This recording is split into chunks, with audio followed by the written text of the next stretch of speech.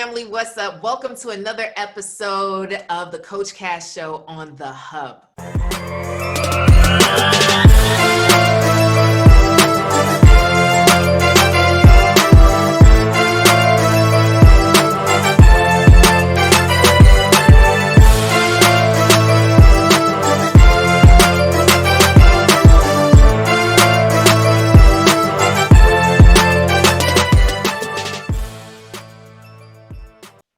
Today, I'm talking to Detrick from Dallas, Texas. He's 50-year-old and he's not married. So let's get right into it, Detrick. How you doing? How you doing? How you doing? I'm actually doing great, Coach Cass. Thank you for sharing a little time with me.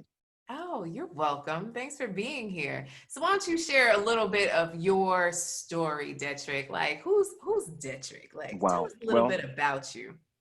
You know how they always say I was born the son of a sharecropper. That's not my story. I actually originally from Louisiana. I've been married twice. Okay. I do believe in the institution of marriage. Mhm. I do, however, believe that sometimes that when you can't necessarily uh, be in love in close proximity, then you be in love at a distance. And that's perfectly fine. Mm-hmm. And so that's where I am right now. So able to love up close, I think, and then also able to love at a distance when necessary. Okay, I definitely believe that there are good people, but not everybody's good for you. I agree Okay. 1000% at this particular time, in this situation, right? Yeah. Yeah. So with you, Detrick, I know that you are a proud member of Omega Psi Phi Fraternity Incorporated. Is that right? Do they have any others? Well, shout out to all my Qs out there listening in. Oh That's all goodness, right. I'm not gonna bring my husband in here. All right, Don't. That's all right. he's That's a all right. Cap. We all make mistakes. You're wrong for that. Just wrong for that.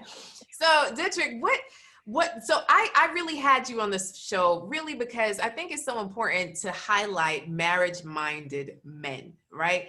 Absolutely. Because, there's this thing out there that men don't want to be married, that men just want to play the field, that men don't want to settle down, especially with online dating and all this swiping and all these things. So I thought it was important to have you on to just share that, like, hey, look, here is a marriage-minded brother. So, Oh, absolutely. Absolutely. Well, quite honestly, I think what most men want is freedom. mm, With that said, they want to be with people who are freeing. mm, If you have associated being married with being tied down in prison, then that's the fundamental problem. But as far as I'm concerned, uh, when I was married, I was liberated. And mhm. so marriage should be liberating. It should be freeing you up to go do some things that you couldn't do without this particular person in your life. Beautiful. So I think it's just a twist of so would I say that most men are not marriage minded? What they are is freedom minded. And I think Mhm. what has happened is we've been taught, so to speak, or socialized to believe that if we are married, then we're no longer free. I'm saying it's just the opposite. Wow. Oh, that is deep. You guys better tweet out Detrick. Stop playing. That was deep. I love it. Okay, so freeing. I could definitely say that I have been able to do more and accomplish more and make more money and do all the things I've ever wanted to do as a married woman versus a single woman. So I want to say that I agree with that concept. I love it. Having freedom inside your marriage. And yeah, like it can be freeing. Now it's just choosing the right person. That's a whole nother story. That's So, correct. all right, Detrick, what is your question today? What is on your mind? Tell Well, me, I tell me. I find that when I'm interacting and dealing with a young lady dating or what have you, w- we and our interaction is great. It's as we get to know each other, they begin to bring up past Mm. relationships. They may not specifically say it, but I can tell that I'm no longer they're no I'm dealing with somebody else's baggage. Does that make sense? Of somebody Yes. else's. So in essence, now I'm having to make up for what he did. Mhm. And so I guess my question is that, what will it take for me to have a marriage in or partnership, whatever, in the present? as Yeah. opposed to always in the past. Ooh, send her to me, honey. Send her to me. So, I find that to be a huge issue, right? Because we've all been through some things and been hurt and have heartache and been jaded. So it is a skill set and a physical decision, and it's a daily decision to put your past behind you. Like Mm. literally in our last podcast interview, our guest was just sharing that, she was abused in her two main relationships. So now when she met someone, she was looking for all the red flags, right? So she was Right. seeking out the red flags to say, this isn't it. And I challenged her on that to be like, honey, we still have to focus on the present. Your past is your past, and you're giving your power to your past. So in order to take it back, you have to make a decision. So for you as the man, it's calling it out. So here's a specific example I'm thinking of, with you bringing this up. When I started dating my husband, we were just, dating, nothing too serious, but we were at his cousin's house and his phone rang. Okay. Hmm. And he went outside. So he didn't go to another room. He didn't go to the balcony. He went outside. It And was a then he went VIP outside to call. his car. Yes. And he was out there for a minute. And this started to bring up some stuff from my past because I've been cheated on. And when I looked back at my relationship, I realized every time this dude would go missing on the phone, he was talking to another chick, right? So Mm. that narrative was in my mind. So then now when he went out to the car and he was out there for a good 20 minutes, I'm like, all right, Cass, So I go out there and I don't say anything, right? And I'm standing in front of the car thinking that I'm composed, I'm just standing in front of the car. I'm thinking that I have a nice face. And he rolls down the window. This is like when you roll down windows. Windows, And right. he says, Cass, I'm not that guy. Mm. I'm not that guy. Mm. And roll back up the window. And I picked up my jaw like this. And I walked back inside. And that was the check that I needed to say, don't do it. This is a Right. good guy. And he is sharing with you how you're coming across. So, Mm. in order for me to leave the past behind, I really did need the right man that understood that I'd been through some things to check me. You Got know, it. Got it. To hold you I did. accountable. Yeah, really hold me accountable. And now, because he knew I've been through some things, he also was really transparent, So, like, I think his ex-girlfriend's dad had passed away and he was going to go to the funeral. He was like, hey, just to let you know, I'm going to the funeral because this is someone that, I spent a lot of time with, but understand this has no bearing on us. And I thought that was powerful because we were only True. dating for maybe 2 weeks, Mm. and I was just like, you explaining stuff to me? Like, you ain't got to explain nothing, right? So I think it's also understanding both sides that, all right, I know you've been through some stuff. Hmm. So I'll just be transparent with where I'm at, because Right. sometimes as somebody that's been jaded in the past, and I've seen this through many of my clients, is that you just kind of want that confirmation that, okay, we're doing something here Right. versus I'm just one of the many, many, many, many, Right. many.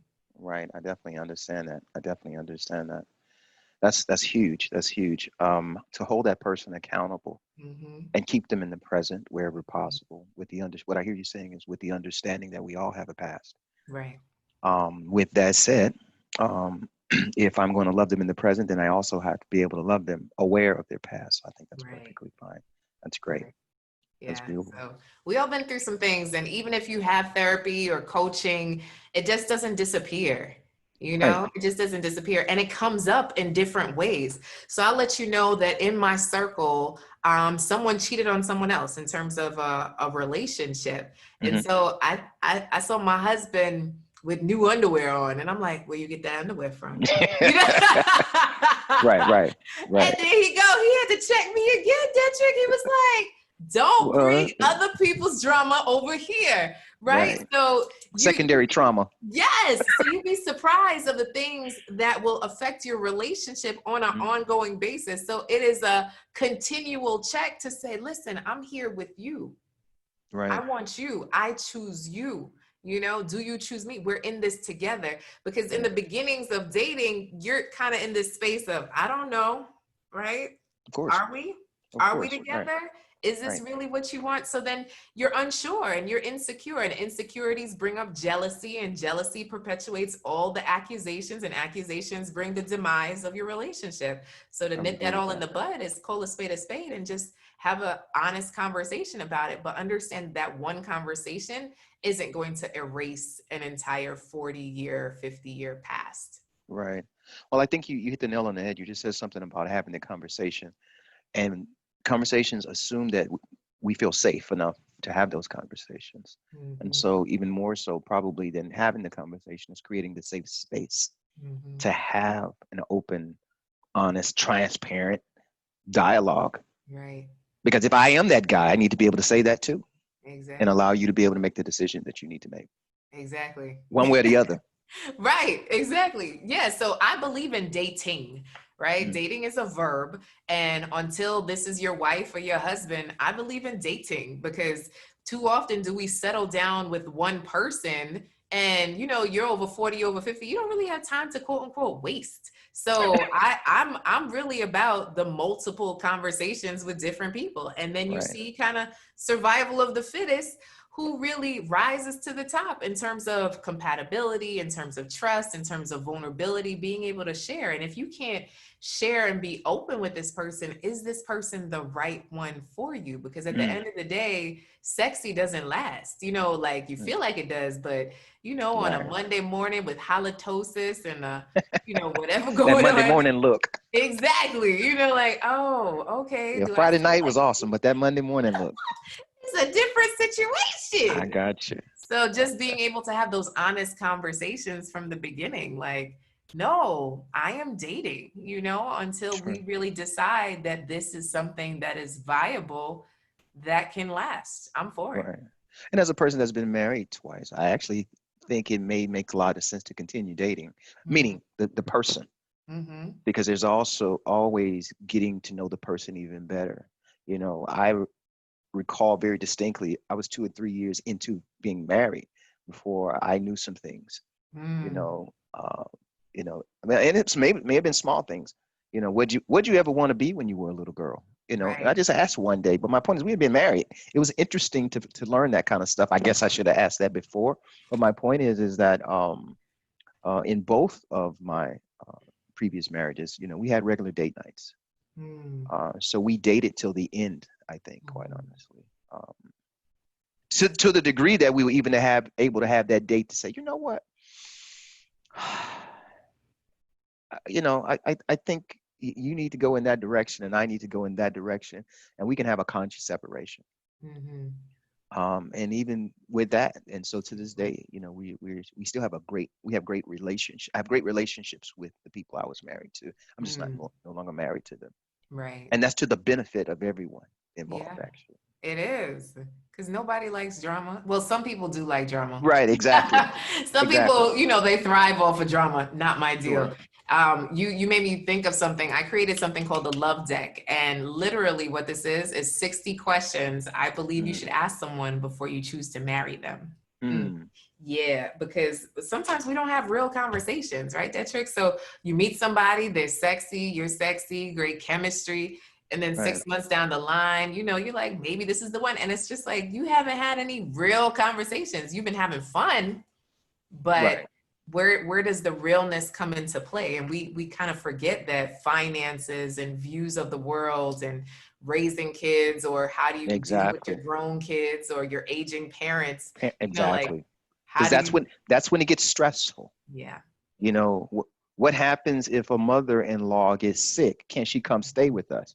Well, it's Exactly. assumed, for example, one side may assume that, oh yeah, of course, that's what we do in my family. And over here, we're like, oh no, no, no, no, no, she can't stay here. You know, and that, and you've been into this thing for 6 and 7, 8 years now, 10 years, what have you, and all of a sudden, you having this major, Major. that's a major issue on Mhm. what to do with someone's parents. So, for example, it'd be beautiful to have those kinds of discussions. I tell people sometimes you got to plan your divorce before you even get married. Sometimes, Oh. you know what I mean? It's almost like an insurance policy, and what I mean by that is you have car insurance, which you hope to never ever need, Mhm. but you do have, and that's intelligent, I think. that you can have those discussions and say, if this issue came up, how would we handle it? And let's handle it like adults.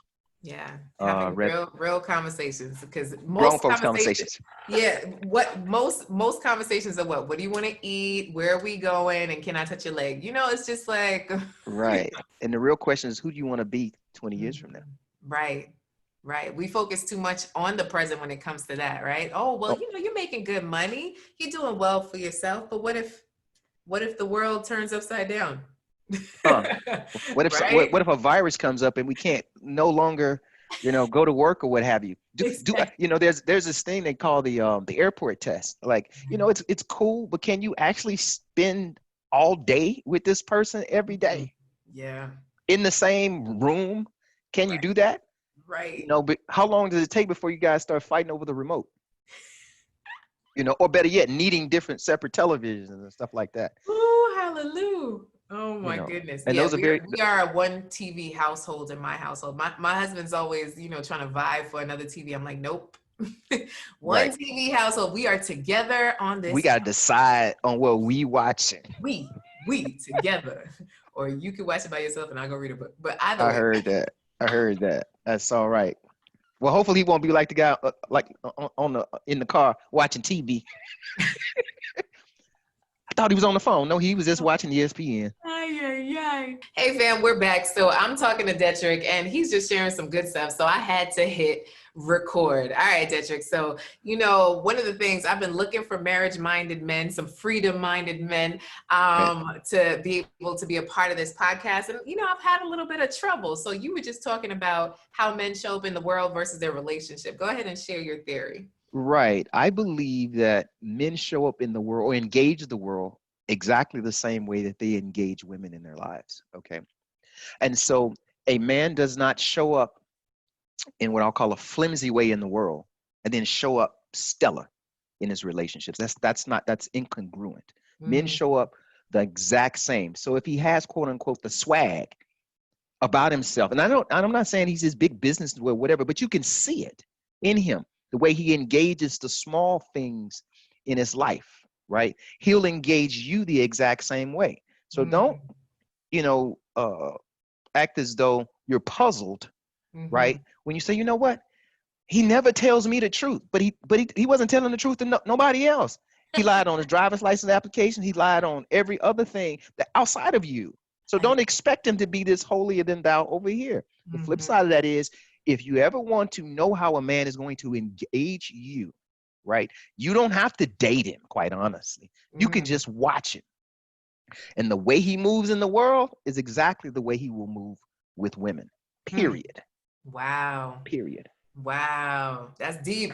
The way he moves in the world is how he moves with women. Ooh, you guys better tweet that. That's a that is some strong, powerful words, Detrick. So you're saying if somebody, but what if they're not really online like that, right? So they have a social media profile, but it's like of a tiger is their profile picture. A lion. You'd be surprised how many men have a profile picture that's a lion on Facebook. I'm just like, is there like a lion revolution? So like, what am I supposed to take from that, Detrick? Like, I actually, I have this thing about lions, and the king of the jungle and stuff like that. Personally, this is me personally, the lion is feline, feminine.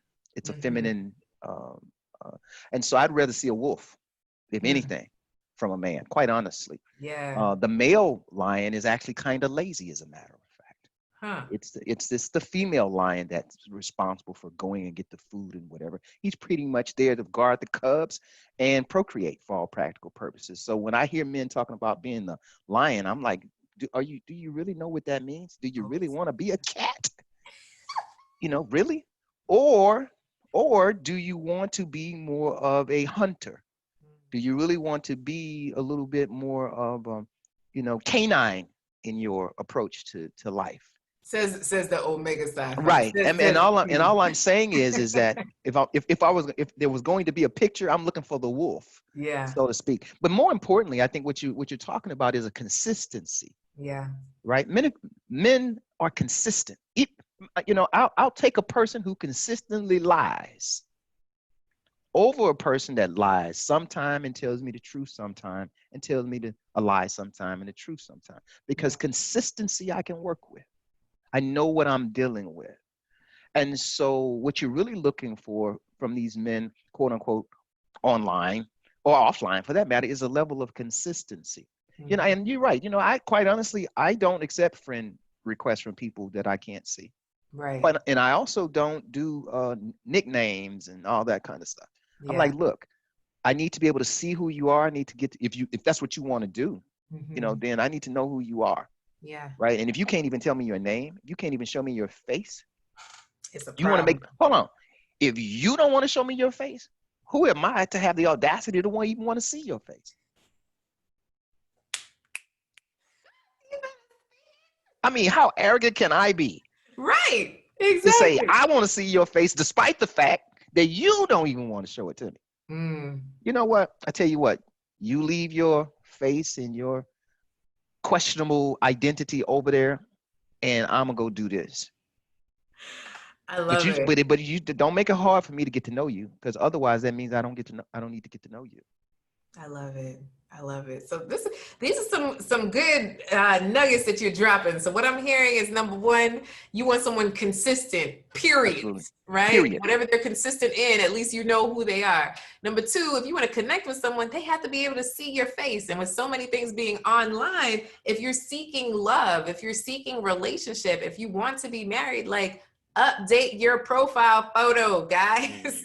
and ladies, it's a thing. And number three is just being open and honest, right? Not hiding behind social media, a profile, being able to connect. I love Right. it. I personally, if I see a picture on Facebook, I downgrade it automatically Mm, because I know you won't show me that Monday morning look on Facebook. I know that. You're not going to show me the photo right after you just had a workout and your hair is all over your head. I'm not going to see that. I'm not going to see that picture. I already know that. I know I'm going to see the glamour shot. right. Okay. So by as soon as I see the glamour shot, I say, okay, all right, I can really, really work with this. Now I'm gonna ratchet this down a tad bit. Right. Okay. Right. Because I'm gonna see the Monday morning look way more than the Friday Right. night look. And I Right. gotta be happy with that too. So Mm-hmm. what I do is I mean, people don't share their mistakes, their oopses, their bad pictures on any social media. I only see the best. Right. You The know that. highlight reel. Yeah, Mm-hmm. the highlight reel, of course. So, but there's a whole movie there. In that trailer, you only see the best parts of the movie. Yep. Yep. Social media is a trailer for the person. Okay, got it. You got my attention. But okay, now I need. I already know that I've seen the best. That's Mm-hmm. what you showed me. Got it. So now let's talk about what the real you is. Mm. Ooh, I totally appreciate you, Detrick. How can people slide in your DMs? At the time of this recording, Right. Detrick is unmarried. I Okay, sure at the am. time of this recording, so we'll put that out there. But what's your handle? What's your handle? How can they I'm follow you? I'm How can they Detrick. connect? I'm Detrick DeBurr, DETRICK, DEBURR. On Instagram, and I tell people all the time, if you Google me, you probably can find me. So if Oh, somebody else tells me, man, I ain't heard from you, I said, that means you haven't tried. that's it. I'm That's it. Googleable.